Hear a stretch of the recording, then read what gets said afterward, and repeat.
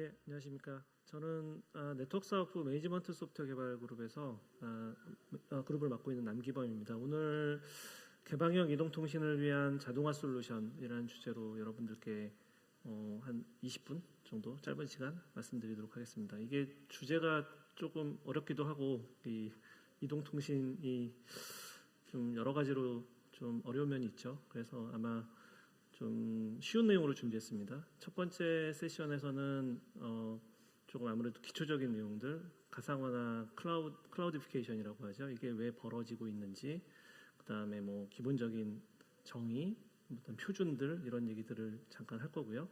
이제 두 번째 세션에서는 조금 더 이제 이 오픈란이라고 되어 있는 것들을 어떻게 잘 자동화하고 관리할 것인지에 대한 내용들이 두 번째 세션으로 준비되어 있습니다.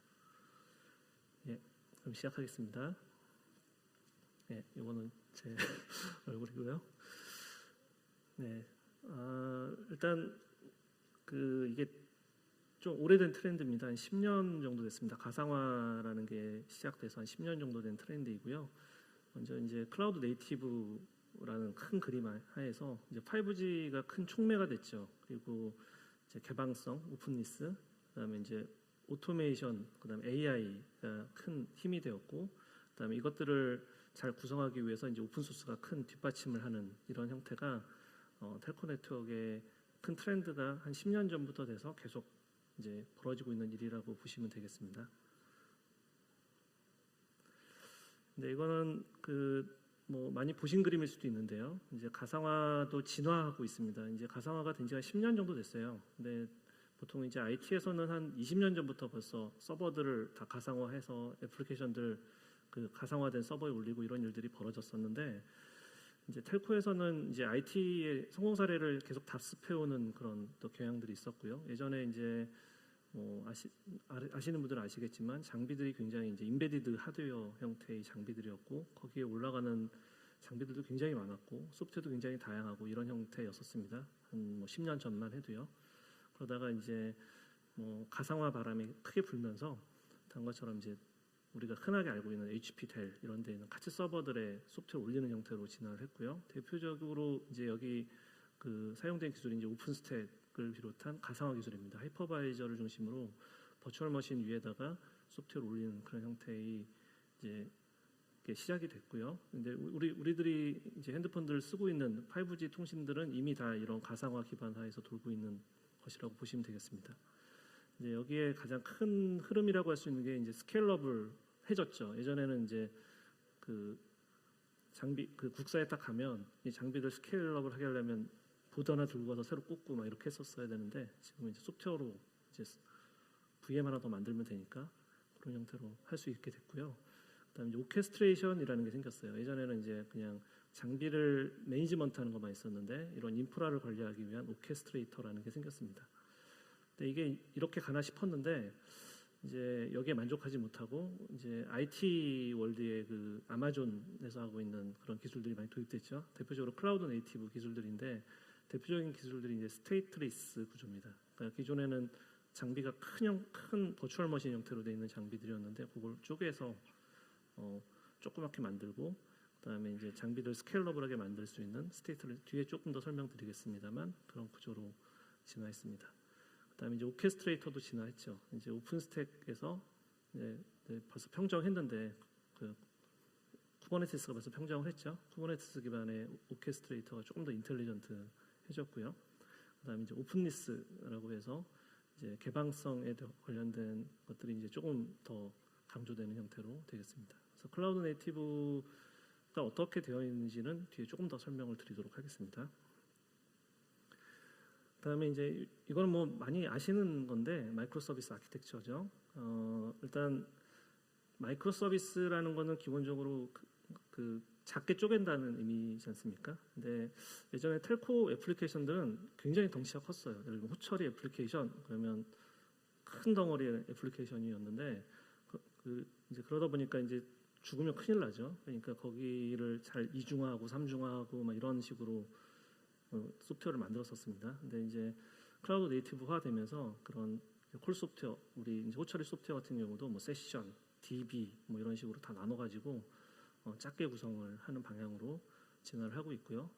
그러다 보니까 이제 업그레이드가 빨라졌고 예전 업그레이드 하려고 그러면 막 몇십 분씩 걸렸는데 뭐 시간 단위로 걸리기도 하고 근데 이제 분 단위로 업그레이드 할 수 있는 상황이 되었고 그다음에 이제 마이크로 서비스화 됐더니 작은 서비스들끼리 통신이 굉장히 중요해졌죠. 그래서 오픈리스, 그러니까 오픈 인터페이스 통해서 서로 통신하고 그러다 보니까 이제 애플리케이션을 확장하기도 좀 좋아졌고 이게 이제 마이크로 서비스 아키텍처인데 이게 좋은 점만 써놨는데 실제로는 굉장히 장애 요인들이 있어요. 뭐냐면 이제 굉장히 작게 쪼갰기 때문에 굉장히 복잡해지죠. 그리고 어려워지고 복잡해지고 그다음에 통신에 대한 오버헤드가 굉장히 커지고 그러다 보니까 이제 통신 사업에는 그렇게 또 맞지 않는 구조이기도 해요. 근데 큰 트렌드이기 때문에 지금 클라우드 네이티브로 가면서 이런 식으로 진화는 하고 있어요. 근데 이제 항상 이런 거에 대해서는 트레이드오프가 있죠. 양날의 검 같은 그런 아키텍처입니다. 이거는 뭐 약간 표준과 관련된 내용인데 이제 가상화가 되면서 그 ETSI라는 이제 단체에서 NFV 표준을 정의했습니다. 표준을 정의하면서 보시는 바와 같이 이제 크게 NFVO, VNFM, BIM이라는 세 개의 모듈을 정의했고요.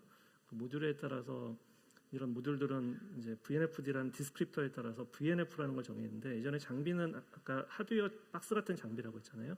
근데 그런 거를 버추얼 머신으로 구성을 하고 버추얼 머신을 구성하다 보니까 이제 오픈스택 같은 경우에는 버추얼 머신밖에 모르는 거예요. 그래서 그 위에 이제 논리적인 모델 하나 더 만들었는데 그게 VNF입니다. 그래서 장비를 그 VM으로 구성하는 모델이라고 생각하시면 되고요. 이제 이렇게 하고 났더니 이제 오케스트레이터라는 게 생겼고 오케스트레이터는 라이프 사이클 매니지먼트라고 부릅니다. 뭐 만들고 죽이고 뭐 업그레이드하고 스케일링하고 어쩔 때는 뭐 딴 데로 옮기고 뭐 이런 류의 작업들을 해야 되는 그런 이제 오케스트레이터가 생겼고요. 그다음에 이제 오픈스택이라는 이제 오픈 소스를 사용하게 됐죠. 그래서 뭐 오픈스택은 뭐 많이 아시겠지만 버추얼 머신도 만들고 네트워크도 만들고 디스크도 만드는 그런 거라고 보시면 되겠습니다.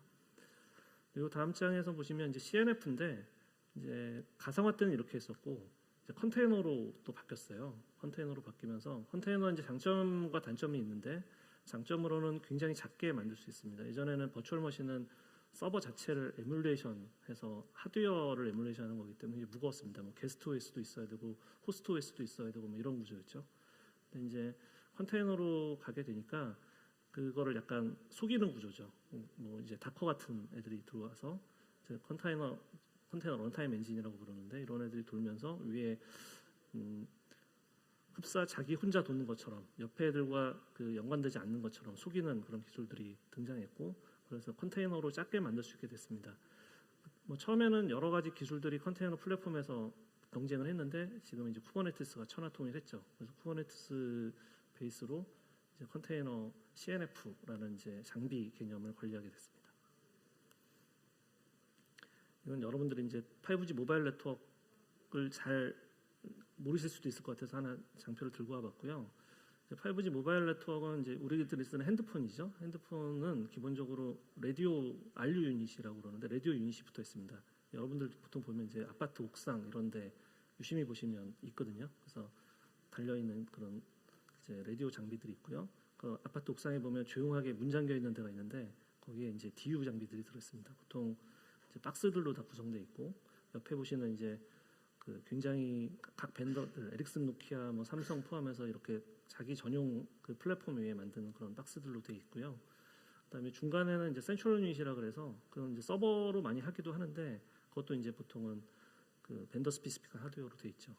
그리고 이제 보이는 네트워크들이 프라이빗 네트워크인데 그 통신 네트워크는 딴 데서 침범할 수 없기 때문에 굉장히 프라이빗한 네트워크로 구성이 되어 있고요.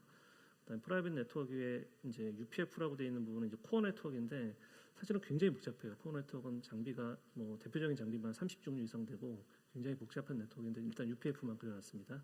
이런 이제 통신을 통해서 이제 여러분들이 보통 보면 뭐 인터넷 접속하고 뭐 유튜브 보시고 하는 것들이 다 이루어지게 돼 있고요. 그래서 퍼블릭 클라우드에 접속하기도 하고 뭐 보통 웹페이지에 접속하기도 하고 이런 네트워크가 5G 모바일 네트워크입니다. 여기서 이제 큰 트렌드는 예전에 벤더 스피시픽한 하드웨어들이 서버로 바뀐다는 거예요. 카츠 서버. 앞에서 아마 뭐 여러 강사님들께서 설명하셨던 것 같은데 카츠 서버로 바뀐다. 네, 이거에는 또 장단점이 있습니다. 네, 뒤에서 조금 더 설명을 드리겠습니다. 근데 VLAN은 보니까 앞에서 좀 설명을 많이 하셔서 많이 짚고 넘어가지 않아도 될 내용인 것 같습니다. 대표적인 거는 말씀드리면 소프트웨어로 바뀌었죠. 그다음 두 번째는 굉장히 커먼한 카치 서버를 사용한다.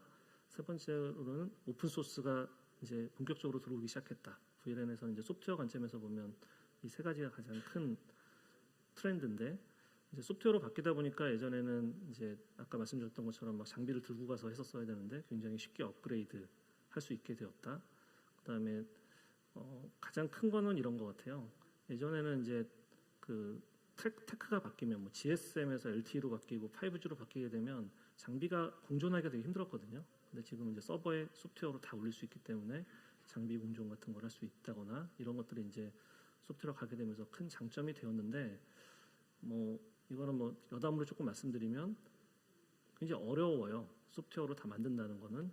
그러니까 VLAN 앞에서 설명하셨는지 모르겠지만 보통 이제 모뎀 같은 게 들어있죠. 모뎀은 예전에는 이제 ASIC 같은 걸로 만들거나 아니면 이제 FPGA 같은 걸로 모뎀을 만들었어요. DSP를 쓰기도 하고. 근데 이제 그런 것들을 지금은 인텔 CPU 위에 AVX 같은 이제 벡터 커맨드로 구현을 하거든요. 이제 그렇게 할 수 있게 된 거는 되게 좋았는데, 이제 그러다 보니까 이제 여러 가지 성능, 용량 측면에서는 아직은 조금 더 갈 길이 있는 그렇게 보시면 되고, 이제 굉장히 많이 발전해서 조만간 이게 역전될 거로 생각하고 있고요. 그다음에 이제 카치 서버로 이제 다 하게 되니까 우리는 좀 서버를 비싸게 사지만 이제 사업자들은 서버를 굉장히 싸게 살 수 있죠. 대량 구매할 수 있으니까. 그리고 이제 같은 형식의 서버들을 사용하게 되니까 더 싸게 살 수 있고, 이런 이제 카펙스 측면에서 장점이 있고요. 그다음에 이제 컨테이너로 가게 되면서 이제 오픈 소스들, 우리가 이제 흔하게 IT에서 쓰고 있는 카프카라든가 프로메테우스라든가 이런 오픈 소스들 다 쓸 수 있게 되었고요. 이런 측면에서 이제 VLAN의 장점도 있고 이제 좀 어려운 점도 있습니다. 이거는 앞에서 설명하신 것 같아서 간단하게 얘기만 하고만 넘어가겠습니다. 네, 트래픽에 따라서 자유롭게 조절할 수 있는 것들, 강남 지역에 유저가 많아지면 용량을 좀 늘려준다거나 이런 것들을 할 수 있다는 점은 굉장히 장점이죠. 그래서 결론적으로 이제 이런 통합 운영, 설치, 자동화, 운영진흥화, 이제 이게 앞에서 이제 이런 큰 트렌드를 말씀드렸는데, 이제 어려운 점이 이런 거예요. 어려운 점이 장비가 굉장히 많아지고, 그다음에 그러니까 마이크로 서비스화 하니까 파드들 숫자가 막 2,000개, 2만 개 막 이렇게 되고, 그다음에 이제 이게 도대체 어디서 문제가 생긴 건지, 서버에서 문제가 생긴 건지, 특정 파드에서 문제가 생긴 건지, 아니면 장비에서 문제가 생긴 건지 알 수가 없고. 근데 이제 우리가 하고 있는 이동통신은 굉장히 장애에 굉장히 문제가 생길 수 있잖아요. 예를 들면 강남에서 1시간 장애 난다 그러면 분명 9시 뉴스에 나올 거고, 누군가는 사과를 해야 되고, 이런 부분이기 때문에 이제 매니지먼트 솔루션 쪽이 점점 더 중요해지고 있어요. 이런 거를 어떻게 잘 모니터링하고 잘 운영하고, 예전에 사람이 다 하던 거를 또 지능화하고, 그다음에 이제 AI 같은 거 도입해서 어떻게 RCA 같은 거 잘 만들고 할 것인가, 이런 게 점점 더 중요해졌고, 또 어려워진 점은 예전에 쓰던 장비들하고 새로 만들어진 장비들하고 다 관리해야 되는 그런 문제점들도 있고, 그래서 향후에 이제 매니지먼트 솔루션이 점점 더 중요해지고 있다, 이렇게 생각하시면 되고요. 다음 이제 챕터에서는 그 얘기를 조금 더 해보도록 하겠습니다. 이게 이제 매니지먼트 솔루션에 대한 트렌드라고 제가 키워드만 좀 적어왔는데 그런 거고요. 일단 대표적인 거는 오란이라는 표준이에요. 오란은 이제 사업자들이 사실은 중심이 돼서 발의한 표준이고요. 이제 벤더들한테 휘둘리기 싫다, 벤더에 락인되고 싶지 않다는 사업자의 의지가 담긴 표준이라고 보시면 되고, 그래서 모든 것을 다 개방하라라는 요구입니다. 인터페이스들 다 개방하고, 라디오도 개방하고, 그다음에 DUCU 같은 그런 이제 장비들에 대한 인터페이스도 개방하고, 위쪽에 매니지먼트에 대한 인터페이스도 개방해서 벤더 락인 하지 않게 하겠다. 이게 이제 큰 트렌드라고 보시면 되고요. 그게 이제 오란 표준에 의해서 조금씩 구체화되고 있는 중입니다. 다음으로 이제 인프라 매니지먼트인데, 예전에는 인프라 신경을 안 썼죠. 벤더들이 들고 왔으니까. 근데 지금 이제 카치 서버를 사용하게 되니까 이제 신경을 쓸 수밖에 없는 상황이 돼서 서버 스위치, 스토리지 이런 인프라를 관리해야 되는 그런 문제들이 생겼고요. 그다음에 이제 오토메이션이 굉장히 중요해지고 있어요. 아까 말씀드렸던 것처럼 복잡해지고 어려워지고 막 이렇게 되다 보니까 오토메이션이 좀 중요해졌습니다. 예전에 이제 운영자들이 한 땀 한 땀 매뉴얼로 하던 작업들을 다 자동화하는 게 굉장히 중요해졌고요. 새로 용어가 하나 들어와 있는데 Near RTA, Non RTA RIC. 그러니까 RIC는 Ran Intelligent Controller이고 Near Real Time Ran Intelligent Controller라고 부르는데 예전에 이것도 이제 아까 오픈니스와 연관된 얘기예요. 그러니까 랜 쪽이 예전에는 뭐 삼성, 뭐 에릭슨 이런 데서 딱 들고 오면 손을 못 댔었는데 여기에 애플리케이션들을 막 올려가지고 조금 더 자유롭게 확장하고 싶다는 그런 의지예요. 그러니까 니어 리얼 타임 같은 경우 보통 640mm 언더의 그런 이제 주기를 가지고 랜을 제어하면서 기존에 이제 스케줄러, 우리가 맥 스케줄러 뭐 이런 스케줄러라고 부르는데 어떤 사람한테 얼마나 자원을 어떻게 할당하는 것인가를 결정하는 거거든요. 그런 것들을 이제 외부에서 자유롭게 애플리케이션 뭐 서비스에 따라서 조정하고 싶다 이런 이제 니즈에서 출발한 게 니어 RT RIC고 이런 니어 RT RIC 위에는 뭐 수초 단위의 피드백 컨트롤 루프를 구성해서 AI 기반의 플랫폼으로 분석 잘해서 뭐 조금 더 인텔리전트한 컨트롤을 하겠다라고 생각한 게 이제 Non RT RIC 같은 겁니다. 이런 애들이 이제 매니지먼트 솔루션의 중요한 기능으로 들어왔고요. 그다음에 이제 오픈 인터페이스, 오픈 서비스인데 이제 대표적인 것들은 뭐 네트워크 슬라이스 같은 거예요. 그러니까 예전에는 장비들이 다 뭐 네트워크 구성하려고 그러면 뭐 초지연 네트워크를 구성하려고 하면 별도의 네트워크를 구성했어야 됐거든요. 근데 뒤에 설명하겠지만 이제 네트워크 슬라이스라는 개념이 들어오면서 그런 것들을 조금 더 쉽게 할 수 있는 그런 상황이 됐고 앞에 말씀드렸던 것처럼 이제 클라우드 네이티브, 클라우디피케이션, 오픈 소스 이런 애들이 중요해졌고 오픈 소스들도 IT에서 많이 쓰는 오픈 소스들 이제 많이 쓰고 있죠. 그다음에 이제 AI, ML 얘기를 안 할 수가 없고요. 뒤에 조금 이그젬플로 설명드리겠습니다. 또 에너지 세이빙도 굉장히 중요합니다. 뭐 큰 사업자 같은 경우는 수천억씩 쓰거든요. 전기세로만. 이런 것들 어떻게 절약할 것인가 이런 것들에 대한 게 큰 트렌드라고 보시면 되겠습니다. 이거는 이제 좀 옛날 얘기인데 이런 매니지먼트를 잘해보려는 시도가 있었어요. AT&T 이제 사업자죠. AT&T 사업자가 주도가 돼서 자기들이 이컴프라는 걸 2014년에 만들었고 이제 그 ETSI 오픈오라는 오픈 소스가 있었거든요. 두 개 합쳐가지고 오넵이라는 걸 만들었습니다. 근데 결과적으로 잘 되진 않았어요. 잘 되진 않았는데 저희 삼성에서도 이거 저기 오픈 소스 그룹에 협력해서 여기 보드 멤버로 들어갔었거든요.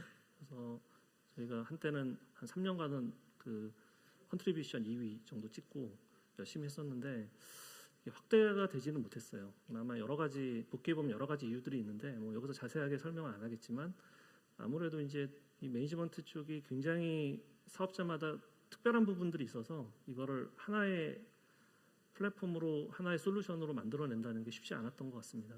그래서 그런 이유들로 이건 확산되지 못하고 있는 상태입니다. 그렇지만 여기 그 만들었던 아키텍처들은 뒤에 이제 다 그 계승해서 쓰이게 됐습니다.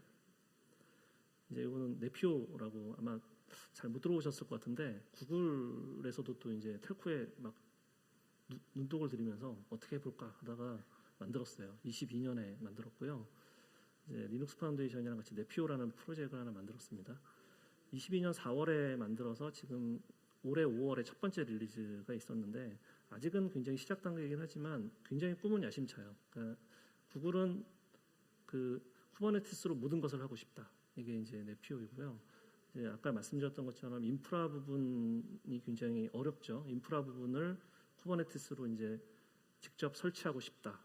원래 이제 쿠버네티스는 인프라가 돼 있다는 가정에 출발했는데, 그다음에 이제 저희가 아까 CNF라고 불렀던 애플리케이션들을 쿠버네티스 설치도 자동으로 하고 위에 CNF들도 자동으로 설치하겠다. 그다음에 이제 저희 랜 장비들 같은 경우에는 파라미터가 보통 막 8만 개, 9만 개 되는 파라미터를 설정해야 동작하거든요.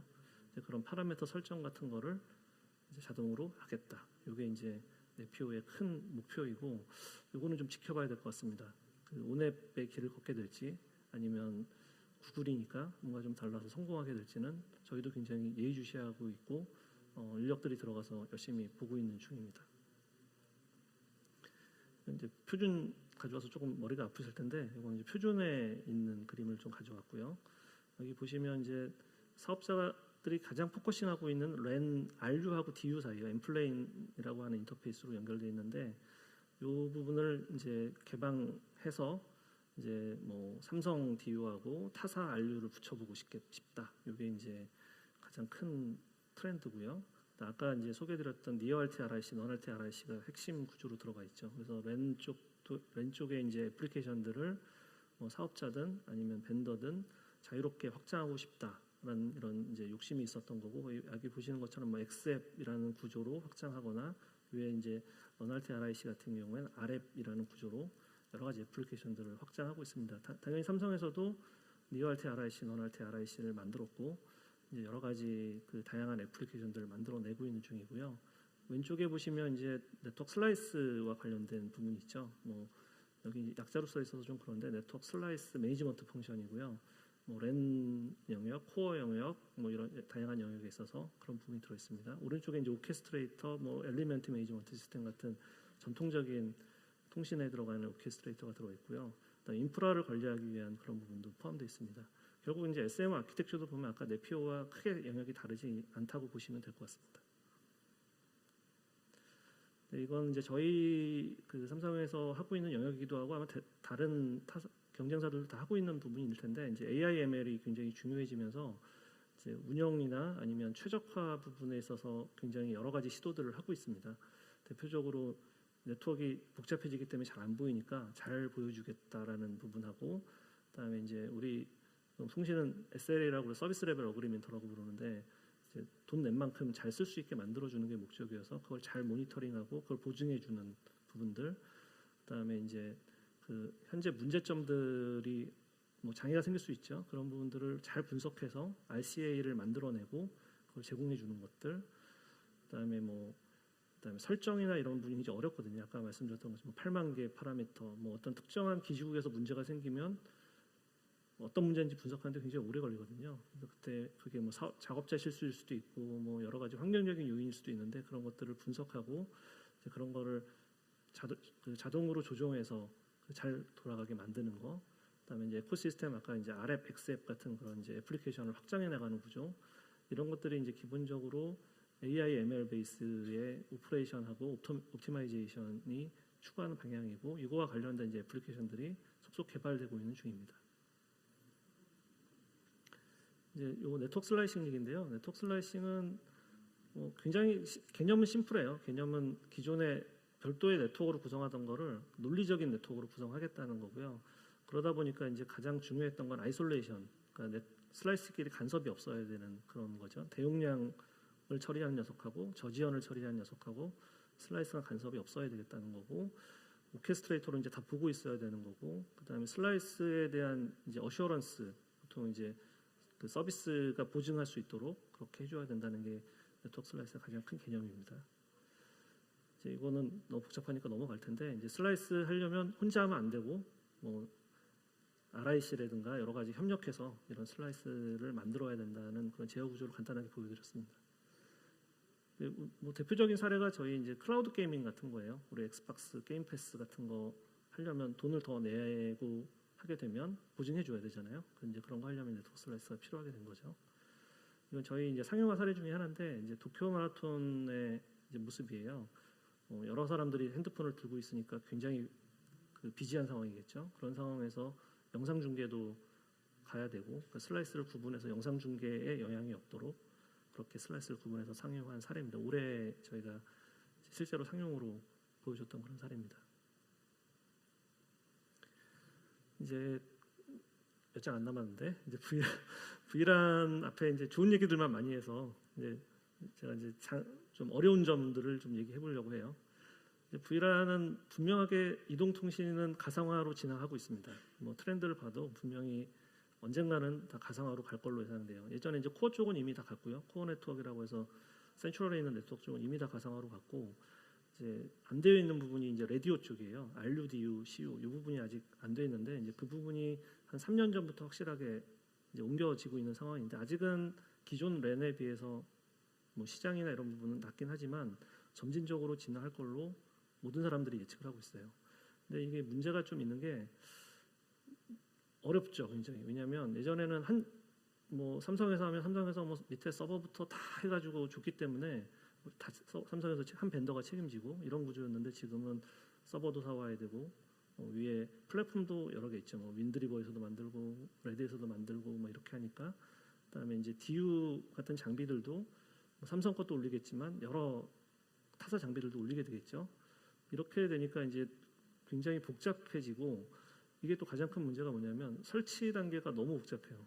너무 복잡해서 시간도 너무 많이 걸리고 이건 저희가 랩에서 측정한 시간인데 이거 굉장히 숙련 된 사람이 했음에도 불구하고 거의 6시간 걸려요. 그 준비하고 뭐 서버에 바이오스 펌웨어 설정하고 뭐 카스 설치하고 뭐 올리고 설정하고 하는 데까지 한 6시간 걸립니다. 서버당. 근데 이게 한 사이트만 있는 게 아니라 그 앞에 설명을 좀 안 드렸지만 텔코 네트워크의 특징이 뭐냐면 센트럴하게 있지 않아요. 그러니까 아까 말씀드렸던 것처럼 뭐 각 아파트의 옥상에 있는 그런 거거든요. 그러니까 막 1000개 뭐 미국 같은 데는 막 2만 개, 3만 개 되는 그런 사이트거든요. 이게 서버당 6시간이지만 곱하기 1000 이렇게 해야 되는 거예요. 2000 이렇게 해야지 가능하기 때문에 이게 이제 VLAN의 가장 큰 애로사항이라고 보시면 되겠습니다. 그래서 저희가 트라이 했던 거는 이제 자동화하려고 했죠. 그래서 전 설치 과정을 자동화하려고 이제 삼성 SMO라는 걸 만들었어요. SMO라는 걸 만들고 저희 이제 그룹하고 내부에서 개발팀에서 만들고 있는데 SMO를 만들고 워크플로우로 디파인을 하고 설치 단계를 쭉 블루프린트로 만들고 그걸 전 과정을 자동화하는 그런 거를 만들어서 시간은 한 반 정도로 줄였다고 보시면 되고요. 서버당 이건 이제 기본적으로 카스 설치 이런 게 엄청 오래 걸려가지고 기본적으로 먹는 시간이 있어서 줄이는데 한계가 있긴 하지만 한 3시간 줄였다고 보시면 되고요. 그다음에 전체를 인프라부터 위에까지를 다 모니터링하고 코릴레이션 할 수 있는 그런 이제 걸 만들었죠. 그래서 문제가 생기면 바로 어디가 문제인지 알 수 있게 그런 거를 만들고 있는데 이제 이렇게 되면 이제 가장 큰 장점은 아까 1000개 사이트, 2000개 사이트 설치하려고 그러면 곱하기 1000, 2000만큼 시간이 든다고 했는데 이건 동시에 디플로이할 수 있기 때문에 굉장히 많은 사이트를 한 번에 설치할 수 있는 그리고 한 번에 다 모니터링할 수 있는 그런 솔루션이라고 보시면 될 것 같아요. 이제 마지막 장표인데요. 일단 앞에서 쭉 설명드렸던 것처럼 그 이동통신은 가상화로 분명히 진화하고 있고 여러 가지 이제 한계에 부딪히는 부분도 있고 그걸 극복하려는 노력들이 있었던 거죠. 그리고 이제 마지막으로 이제 오토메이션이나 이런 것점에서는 궁극적으로 SMO라는 오란 표준에는 SMO라는 걸로 귀착이 되었고요. 그래서 이제 디플로이 측면에서 어떻게 사람 손 안 대고 자동화할 수 있을까? 그다음에 뭐 문제가 생기면 어떻게 자동으로 그거를 RCA를 만들어낼 수 있을까? 혹은 또 AI, ML 베이스로 어떻게 이것들을 궁극적으로 지능화하는 거죠. 사람 없이 운영할 수 있게 할까? 이런 방향으로 트렌드로 가고 있다고 보시면 되고 삼성에서도 이런 부분에 집중해서 여러 가지 개발들을 해나가고 있는 상태입니다. 일단 마지막 세션이라 굉장히 힘드실 텐데 오랜 시간 들어줘서 감사합니다. 네, 마치겠습니다.